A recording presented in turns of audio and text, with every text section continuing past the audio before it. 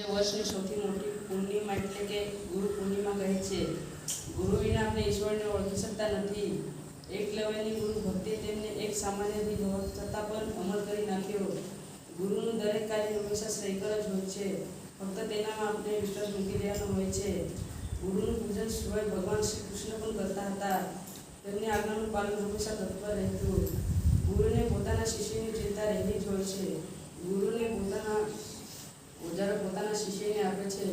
સમગ્ર બ્રહ્માંડમાં ગુરુ એવા છે જે પોતાના પ્રગતિથી ખુશ થતા હોય છે.